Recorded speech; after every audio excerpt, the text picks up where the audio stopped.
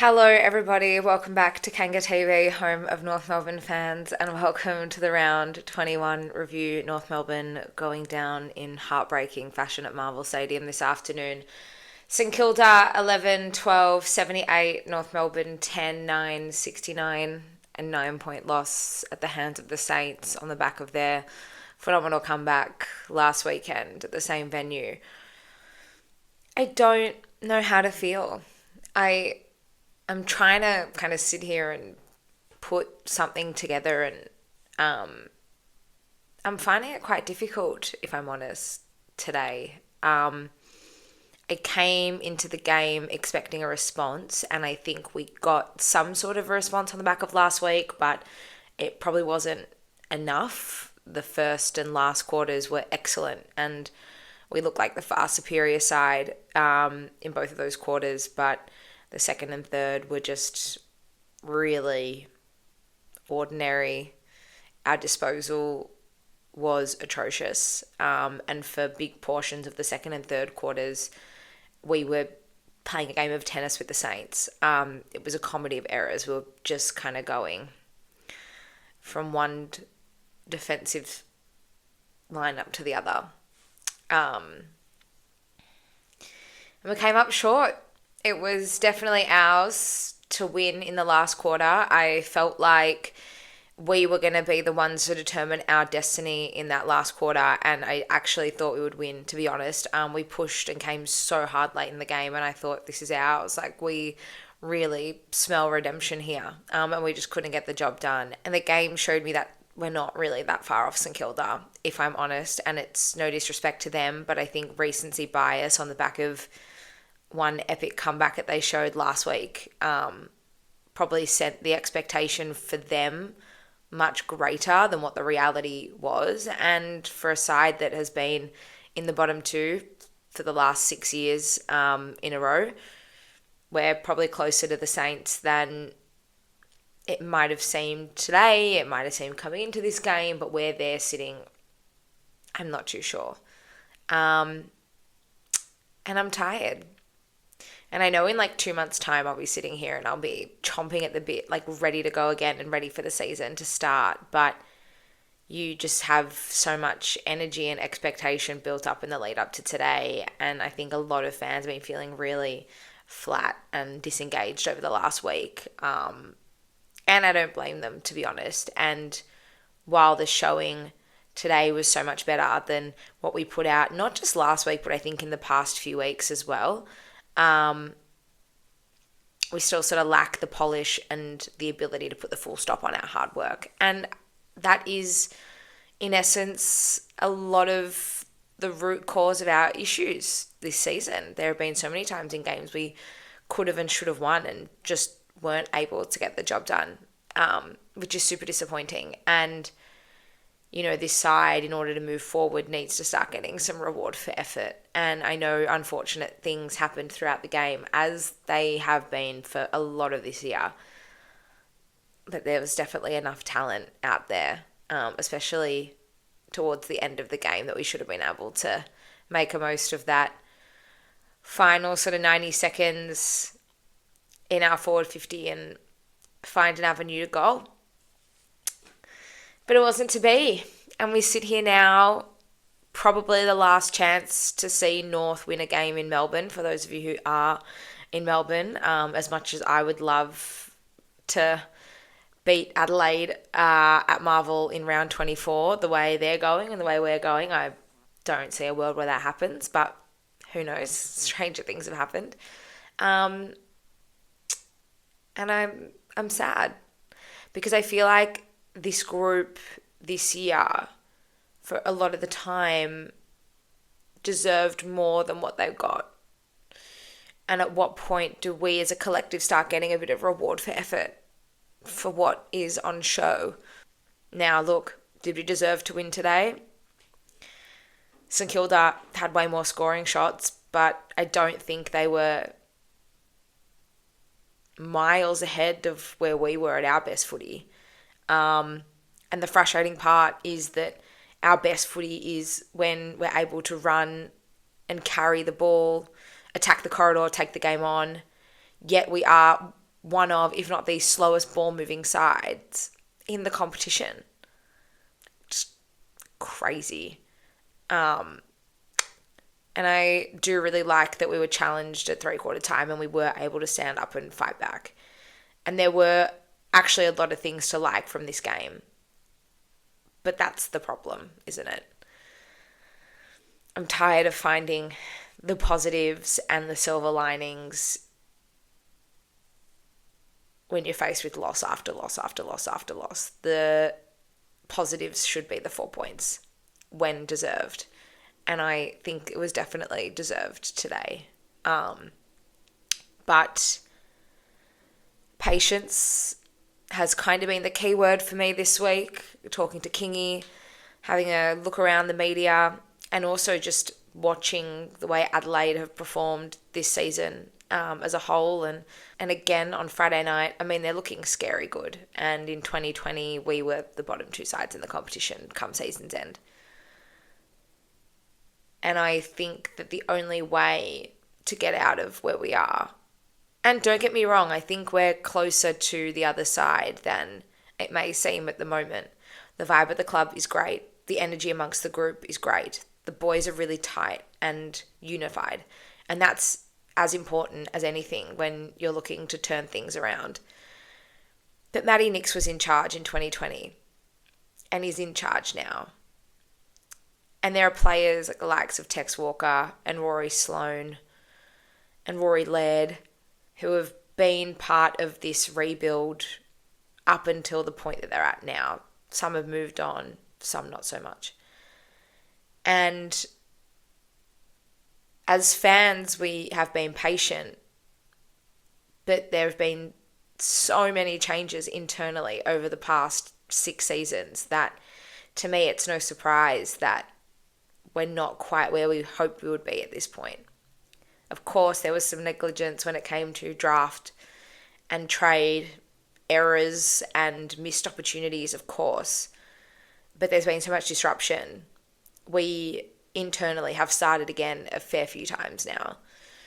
I said it a few times this week, but at the end of this season, it would have been the first time we've had a coach in charge for 2 consecutive seasons, the same coach in charge for 2 consecutive seasons since 2017, 2018. The amount of noise and the ideas that have come into the minds of the players and of all of them who have been there since the start, barely any. These things take time. And there are a couple of things that kind of piqued my interest today that were kind of reflective of the impatience that we may have at times. And I don't mean to sound condescending by telling fans to be patient after 5 and what is looking like a 6th consecutive bottom 2 finish. It sucks. And I'm not sugarcoating that at all. It's a horrible place to be. And I, just like everyone watching at home, absolutely hates it. And I'm hurting. And I want this club to improve and succeed as much as anybody else at the game today or who follows the club on a week-to-week basis. But just one example, Paul Curtis attended a centre bounce. I think it was in the 3rd quarter potentially, the 2nd or 3rd quarter. And it was nice. He attacked the footy and I'm pretty sure he was involved in the clearance for North. And we never saw him at a centre bounce again for the game. Is one centre bounce going to be enough to judge whether that's a good move or not? I wouldn't have thought so. You've got to leave him in there and try something new. And I really do appreciate that Clarko did try a few new things today and he did shuffle some magnets and there were some things that worked. Harry Sheezel in the middle of the ground is the best game we've seen from Shees probably since last year, I would say. It's definitely his best performance of the season. And he was everywhere. He had 22 touches and a goal at halftime. He was classy and he was instrumental when it came to setting us up forward of the ball. I thought that Finn O'Sullivan was outstanding. I haven't seen composure and decision-making and courage from a young kid in the blue and white like that for a very long time. And I think his development this season has really flown under the radar. I think he's been awesome for us. And I really loved his game again today. I think Riley Hardiman just keeps going from strength to strength. He looks so comfortable in that back line and bringing the ball out of defence.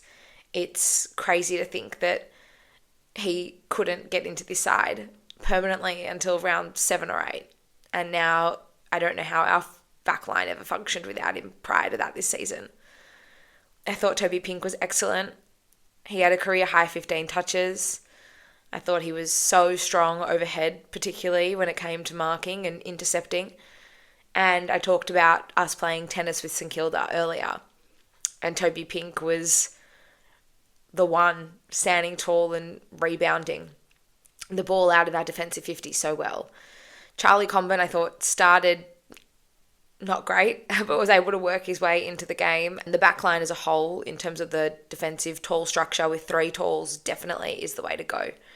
And I think that's what we commit to for the remainder of the season. There's only 3 games left now. They'd probably be the 3 I would stick with as well.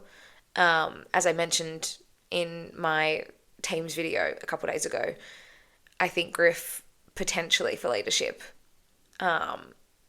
is why he's there. And I think there were a couple of moments today where he did stand up really, really nicely and backed himself in. And I hope that we can just see him find a little bit more confidence before the end of the season, for sure. The one thing I don't think that anyone can question today was the effort and the heart that was displayed across the players on field. And there was some big moments by a few players that I wanted to point out. They were courageous and they were just chips in, I think, is the only way I can really describe it. Zach Banch's mark in the first quarter, and it was such a shame that he was subbed out of the game at halftime, broken ribs, and I really hope that it's not the last we see of him this season or at North Melbourne, because I thought his first half was super. And for a guy who is in his 3rd game of AFL footy and only the 2nd start for him, to go back with a flight the way he did, no hesitation, that's awesome. That is a standard setting sort of thing. That's a guy that is playing for the jumper and is leading by example and is doing everything he can with the opportunity that he's got. He had a really nice run along the wing to bring the ball out of our defensive 50 in the first quarter as well. And unfortunately, he couldn't quite put the icing on that set shot in front of goal in the second. But I thought he was great. I thought the smother from Luke Parker late in the 4th, just the diving smother when St Kilda were threatening in front of goal.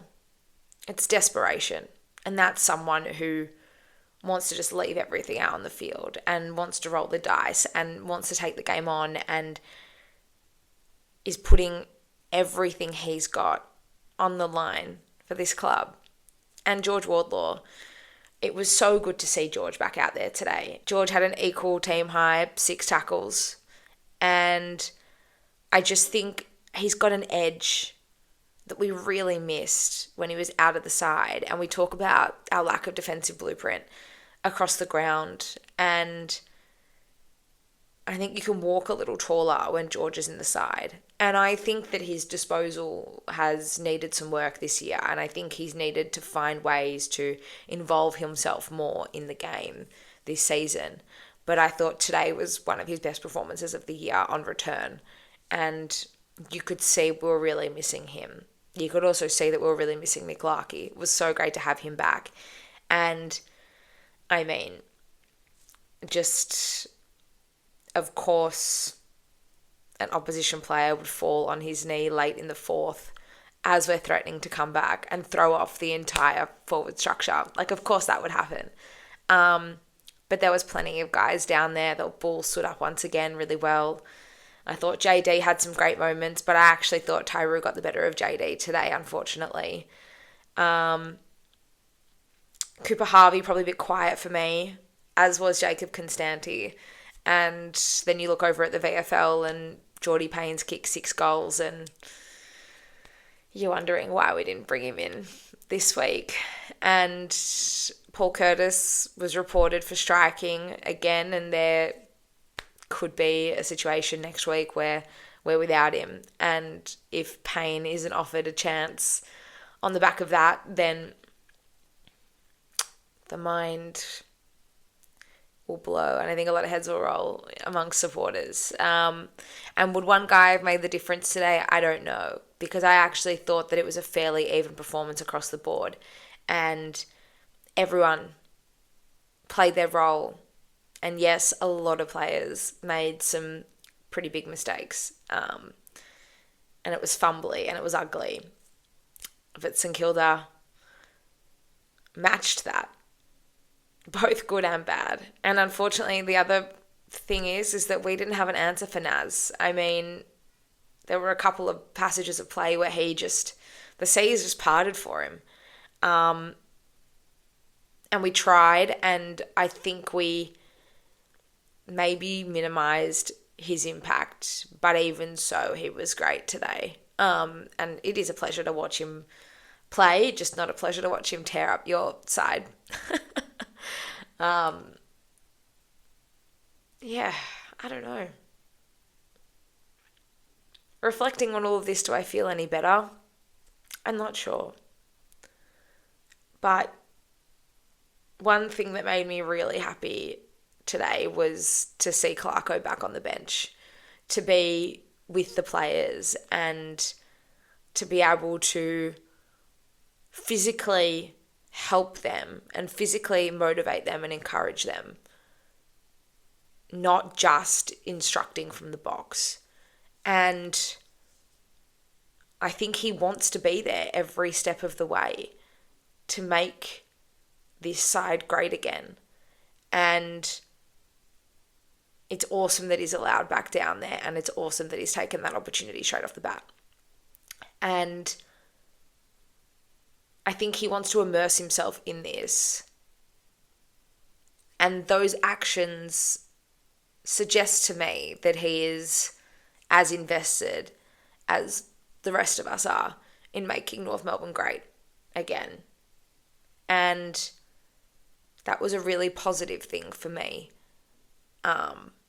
to see as a supporter watching on. And I feel like he's kept us at arm's length a little bit at times this season, and I said that in my review of the Geelong game after watching his presser post-game. And for that to be his response, I think that's a really important one. And as a fan, I think it was a really pleasing thing to see. We sit here now with 3 games to go, and all you can really ask for is to back it up again with another great effort. The Giants aren't going to be an easy beat over at Manuka Oval. The game against Richmond now, I think we look at in 2 weeks' time in Hobart, our final farewell to the Apple Isle, and you feel like that's kind of our all or nothing at this point with Adelaide to finish off the year. It's a deflating way to see out season 2025, and I hope this isn't a sign of what's to come in the next 3 weeks in terms of the result. I hope that we can find the first and fourth quarter efforts and sustain them for a little bit longer and just take the game on. You know, we looked so impressive at stages of this game when we were taking the game on and fearlessly and without hesitation. And if we can channel any of that energy moving forward in the next 3 games, I think we'll put ourselves in the frame. But I really hope that this season is the end of applauding effort and the end of looking for the green shoots and the silver linings of every game.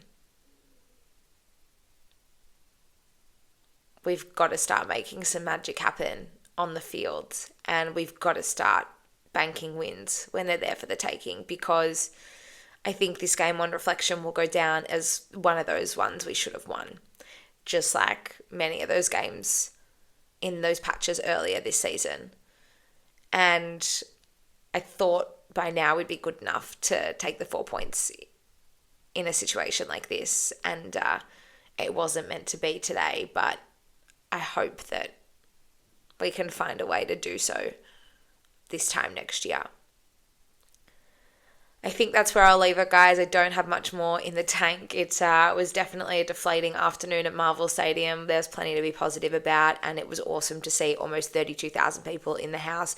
I know it's been a really, really difficult few weeks, but there were plenty North fans there representing the blue and white, and I couldn't be prouder. As always, to be a North person and to be there cheering on our boys so loudly and so passionately. How are you guys feeling? It's been a really, really emotional, big week. I'd love to hear all of your thoughts. Feel free to leave your comments down below. We can keep chatting over on socials as well. Kanga TV show over on Instagram, X, Facebook, and on email. I will see you guys during the week as we look ahead. Only 3 games left to go for season 2025. We will ride all the highs and hopefully not too many lows, as always, here on the channel. I'm looking forward to it. You guys enjoy the rest of your weekend. Go Roos.